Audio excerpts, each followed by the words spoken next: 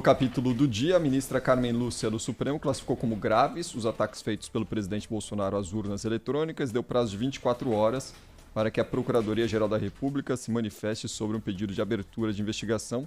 Essa é a segunda vez que a ministra cobra uma posição da PGR sobre o caso. Carmen Lúcia registrou na decisão desta segunda-feira que, apesar de ter enviado o caso ao Ministério Público no dia 3, até o momento não foi apresentada uma resposta no andamento desse processo. Mais de 13 dias de espera nesse caso, né, Cris? O número é emblemático, porque foi um pedido apresentado pelo PT no dia 30. E a gente ri porque Brasília é uma loucura, né, gente? Mas, enfim, o que a ministra Carmen Lúcia alega nesse pedido, reforçando a necessidade de cumprir o prazo de um posicionamento por parte da Procuradoria-Geral da República, é que pode configurar crime, isso que a ação preconiza, pergunta, questiona ao Supremo Tribunal Federal se não houve improbidade administrativa por parte do presidente da República pelo fato dele ter usado a TV Brasil para transmitir uma live. Ele costuma fazer as lives de quinta-feira, mas nesse caso em específico, no dia em que ele apresentaria provas, porque não foram provas, foram indícios, de que há falhas no processo eleitoral brasileiro, essa live foi retransmitida pela TV Brasil.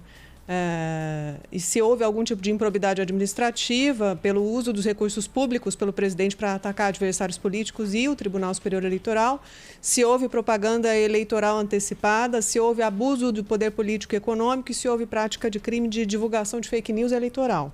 Então é isso que pede a ação que o Supremo está analisando, no caso da ministra Carmen Lúcia, dando um prazo para a Procuradoria-Geral da República. Abro aspas aqui para a ministra, ela diz que há de se considerar que o grave relato apresentado pelos autores da presente petição conjuga atos daquela natureza com outros que podem, em tese, configurar crime, mais especificamente de natureza eleitoral, que é a utilização de bens públicos, atentado contra a identidade de poderes da República. E, após a necessária análise, conduzirá à conclusão sobre a competência para o conhecimento e o procedimento da presente petição, escreveu a ministra nessa decisão, nessa ação, que está agora aguardando um posicionamento de Augusto Aras, o Procurador-Geral da República. Cris.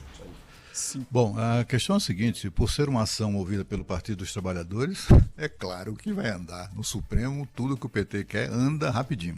Agora, assim, é preciso lembrar que nessa questão da live específica, a presidência, o governo, a presidência da República, convidou todos os veículos de comunicação pela primeira vez ele disse que ia apresentar isso, aquilo outro, prometeu prova, aquela coisa toda, e convidou a imprensa para entrar no palácio lá, ter acesso ao palácio e assistir esse momento, o momento em que ele apresentaria as tais provas que acabou não apresentando. Apresentou indícios, fortes indícios, alguns que mereciam um mínimo de atenção das autoridades, mas foi completamente ignorado. Bom, o fato é que entre os veículos de comunicação que estiveram presentes, eu acho que todos se fizeram representar, estava lá a Agência Brasil, enfim, a TV Brasil, que é do Estado, né? Isso é preciso verificar até que ponto isso foi uma atividade meramente profissional de cobertura jornalística ou se foi utilização indevida de veículo veículo da estrutura de comunicação do governo para divulgar palavras do presidente lá. E também tem que se verificar até que ponto aquilo ali configura isso ou aquilo, configura campanha eleitoral, configura fake news, configura, enfim, é uma questão que, se fosse numa situação normal, talvez não representasse uma ameaça muito séria para o investigado, que é o presidente da República, mas em se tratando no meio dessa briga, uma briga política entre o chefe do Poder Executivo e integrantes do Supremo Tribunal Federal, não temos dúvida que ele vai ter muito pouca chance de escapar dessa, como aliás de todas as outras.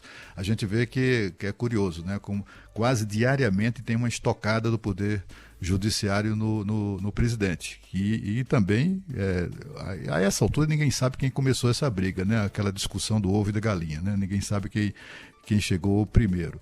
Mas o fato é que está um respondendo ao outro o tempo todo. A ministra está respondendo pelo Supremo Tribunal Federal, é a resposta da segunda-feira. Na terça vai ter outra. Amanhã não tenho dúvida que vai ter outra estocada. Na quarta, talvez mais outra. São 2, 3 por semana, né, do Supremo em cima do presidente, que reage sempre de maneira... reage sempre com fígado, né? Reage sempre de maneira inusual e inapropriada como chefe do Poder Executivo. Ele devia ter mais... devia ter o comedimento, né, que é esperado de chefes de poder.